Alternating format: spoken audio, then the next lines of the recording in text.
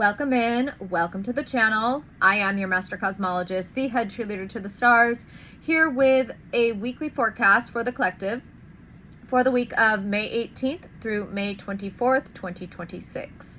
The word that I channeled for all signs this week is actually two words, Mage and Sage. This is coming through with two parts because the sun is going to be entering into and highlighting Gemini. We will be entering Sagittarius season. We reside on Earth. Our souls touch the Earth. I am an Earth-based astrologer, so we will be walking on through Sagittarius. However, the sun will be highlighting Gemini. Mage is all about magic, the dark side, and Sage is all about wisdom, the light side. This is a beautiful yoking that is happening right now. First, let's define what these words mean. A sage is a profoundly wise person, venerated for their experience, sound judgment, and insight.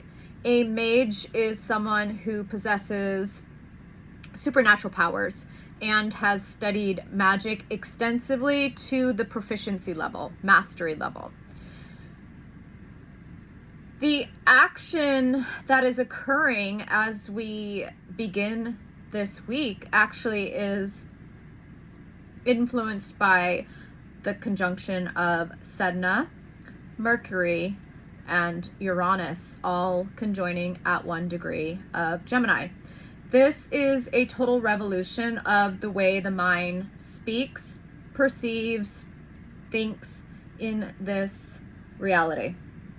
Going from inherently negative and conjuring up anti-magic to inherently positive and conjuring up pro-magic, I would say.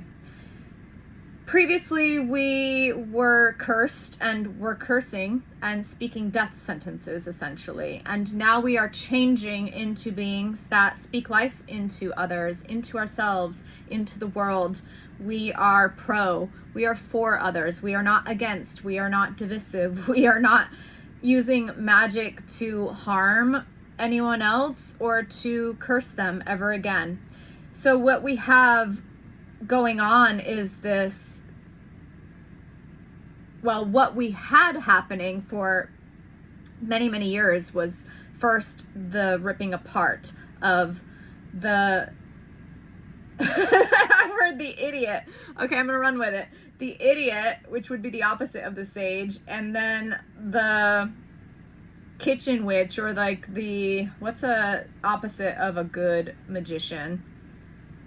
It's kind of like quackery, sorcery, you know? So you had this jumbled up mixture of speaking curses and performing magic to not really benefit you or the world. That had to get separated. I mean, it worked for the time, for the era that it was in. It's not relevant anymore. And now we are yoking the mage and the sage so that you become this kind of Jedi manifester, creator, creatrix being who can wield magic for the betterment of the world, essentially. What else is coming through? Very strong messages of the Arhat and the Bodhisattva.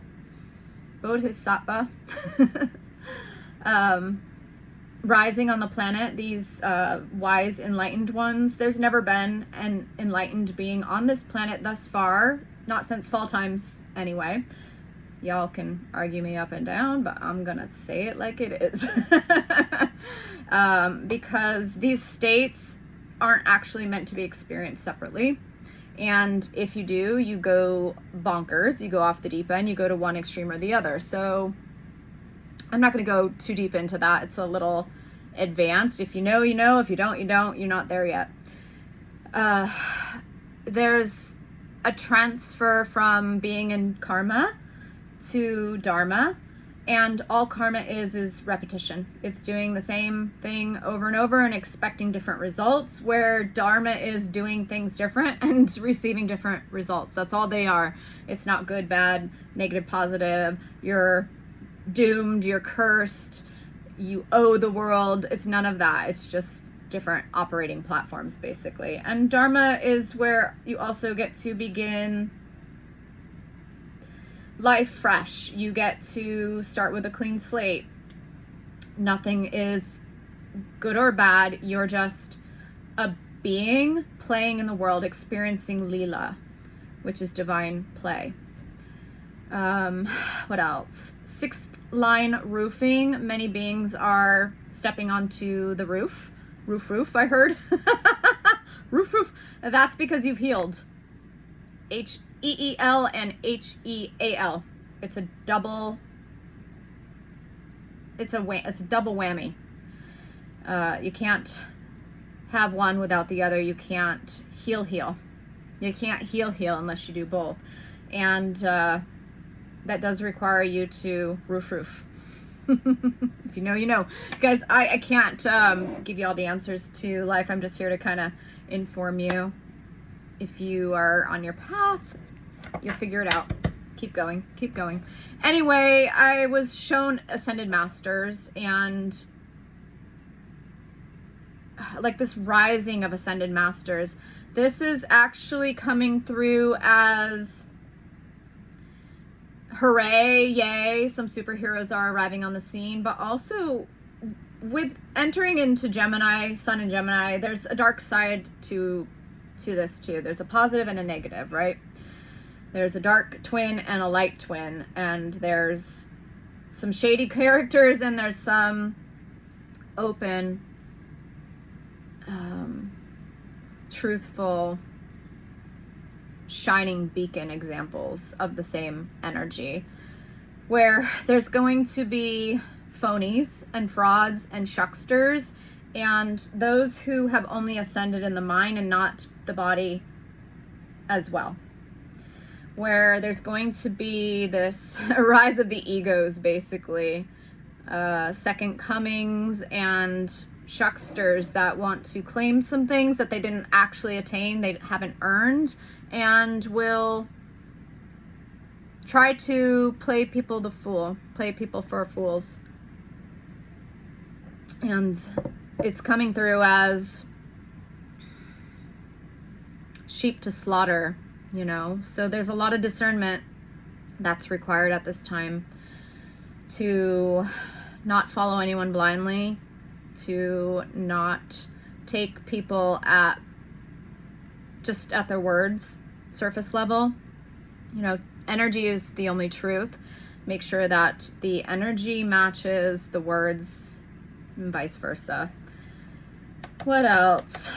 We've got Mercury today is at 0 degrees of Gemini as I'm recording. So this is a mental slate reset. It's a wipeout, where today you have the ability to do that erasure and start thinking and speaking differently into the world. Your word is your wand, essentially. Abracadabra. Mars is going to be moving into Taurus. This is moving as a changed man. This is the internal masculine moving through the world differently as a master manifester, because we've done the mental healing and the emotional healing, the healing of the psyche. So Mars can now shuck and jive and move through the world as a master manifester. Saturn is completing at 10 degrees of Aries, which is I am my world, or I am manifester, meaning that your decisions, your personal self-accountability and self-responsibility and self-authority is creating the world around you at all times. So if you don't like what you see, if you don't like your circumstances, you created it, and it's up to you to change those. And that goes for your local world and the greater world at large. Venus will be entering into Cancer.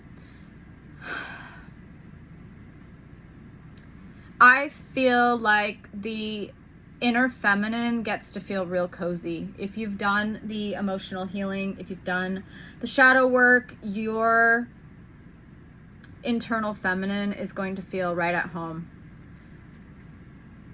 And feelings are going to be quite pure again, instead of being so tumultuous and kind of kicking you around left and right. It just feels very placid to me if you've done the work. Jupiter is at 21 degrees of Cancer. 21 degrees, my mentor always said that 21 is where it begins to get fun. Thank you, patata. Patata. And I really feel like that holds true right now, where emotions, instead of feeling like a roller coaster, they get to feel like a joyride, and Jupiter is going to just launch rockets of desire out there with the power of the emotion to back it. Lastly, before I pull any cards, the North Node and South Node are going to finish up at 5 degrees of Pisces and Virgo, respectively.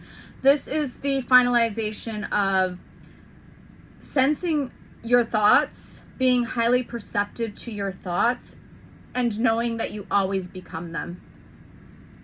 And just kind of finalizing that and putting a nice little bow, tying a little ribbon on it. All right, let's move the board and go into the cards.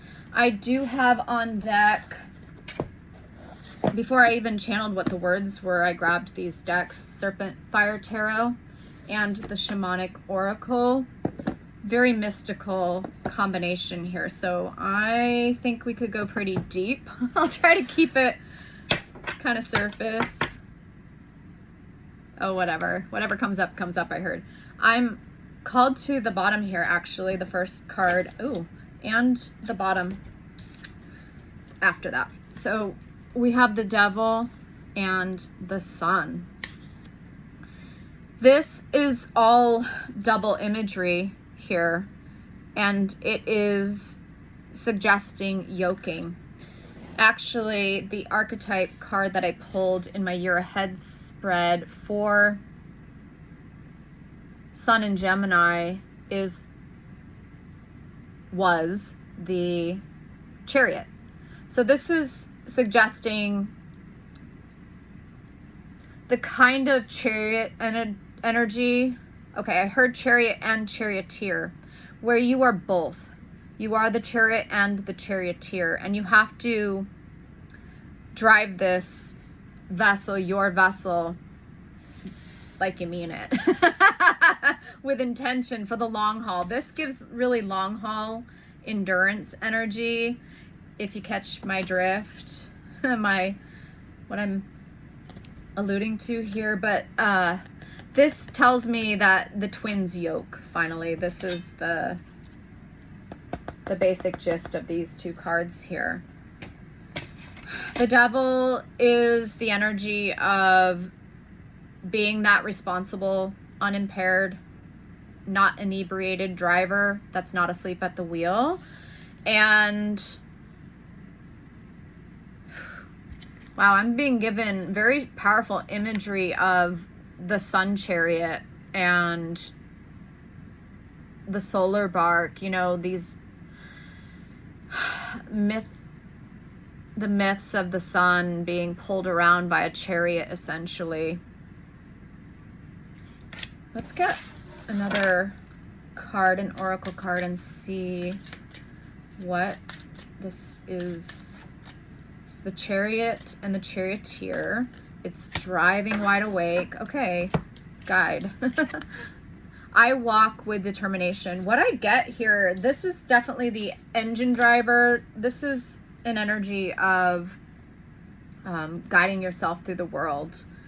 It's giving me GPS. I am getting this as the morphogenetic field where you have successfully merged with it, and it's guiding you at all times. So long as you are responsive to it and listening and moving accordingly, it's going to guide you adeptly through the world. Let's see, what else? Oh, I love it too. See the wings? Up here, the blue and the parrot colors. I wore this, one of my plants, I can't remember which plant buddy, sorry buddy, encouraged me to wear this on my next videos. It actually matches that quite well too, doesn't it? Just because the colors were intended to code my audience with this resplendent parrot type energy, this rainbow bright. There's a lot more to it. It's a lot deeper, but I just noticed the color was also on the cards there. Do we want, okay, we'll go here. Prayer. Ooh, okay. I'm taking this more as words instead of it being about praying and prayer. I never pray. I always coach as well to never pray.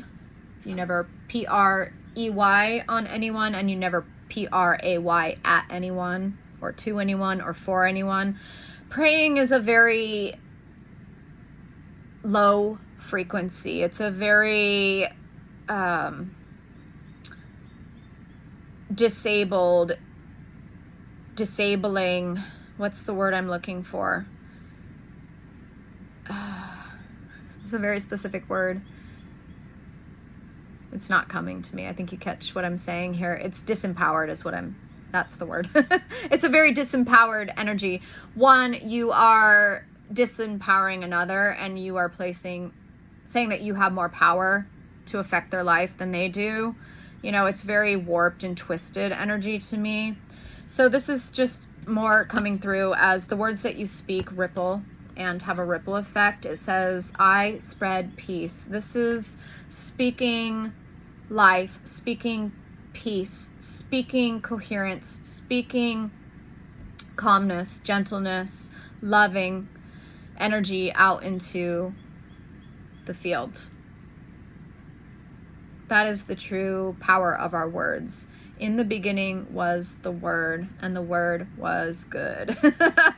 Good vibes, good language, good intentions. I think I will leave it at that. Yeah. All right. Love you guys. Love is. I feel like I had to do that at the very end there. Just because it's the end of Sun in Taurus. Alrighty. I'll see you guys on another one. Bye.